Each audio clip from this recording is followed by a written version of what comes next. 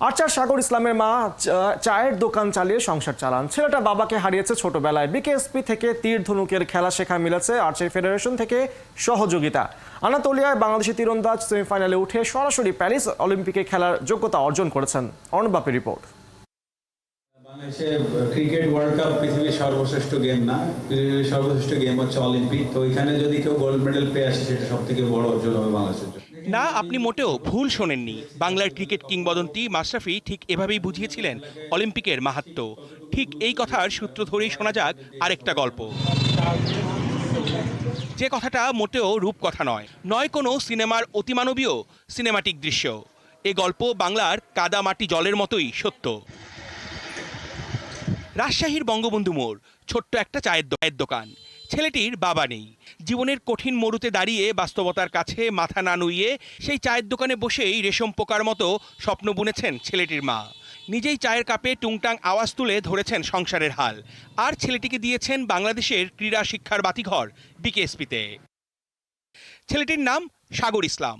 তার বুকেও টলমল করে অথৈ সাধনার জল, আর জলের দৃঢ় স্রোতেই তাকে এনে দিয়েছে সাফল্য অতল। সাগর এবার মহাসাগরের দেখা পেয়েছেন। গোটা বাংলাদেশকেই দিয়েছেন এক মহা সুসংবাদ। বাংলাদেশ থেকে এবার সবার আগে প্যারিস অলিম্পিকে খেলার সরাসরি টিকিট পেলেন এই আর্চার। মায়ের মনেও তাই খুশির বাঁধ ভেঙেছে, ঢেউ হেনেছে সুজলা সুফলা স্বপ্নের বান। আমি খুব আনন্দিত, আমি কি গর্ব যে আমার মতো মায়ের সন্তান আজকে এত দূরে গেছে। আমি সংগ্রামী মহিলা, ওর বাবা নাই, মারা গেছে 15 বছর হলো ওর বাবা মারা গেছে। আমি নিজে আমার 4টা বাচ্চাকে খুব কষ্ট করে মানুষ করলাম। মানুষে বলেছে বাচ্চাকে খেলাধুলায় ভর্তি করেছে, টানতে পারবে না, যে আমি গায়ের রক্ত বিক্রি করে দিয়ে হলো আমি করাবো। আমার ছেলের হাত দিয়ে জানে বাংলাদেশে ওই পদক আসে, আমি এই দোয়াই করি। অলিম্পিক কোটা প্লেসের টুর্নামেন্টে রিকার্ভের ব্যক্তিগত ইভেন্টে রৌপ্য জিতে তাক লাগিয়ে দিয়েছেন সাগর।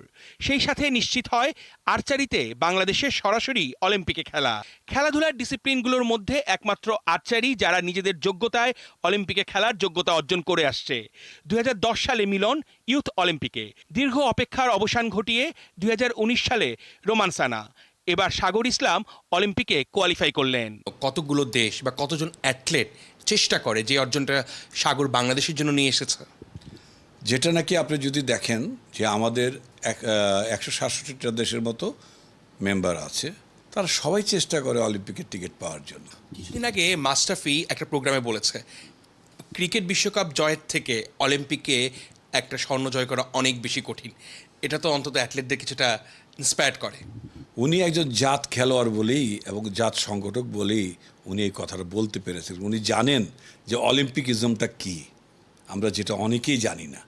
এই অলিম্পিকিজমটা উনি উপলব্ধি করতে পেরেছেন বলে ওরা দ্বারা একজন মহৎ খেলোয়াড়ের মুখ দিয়ে এই কথাটা বেরিয়েছে। বেশি দিন হয়নি প্যারা অলিম্পিকের পথ চলা।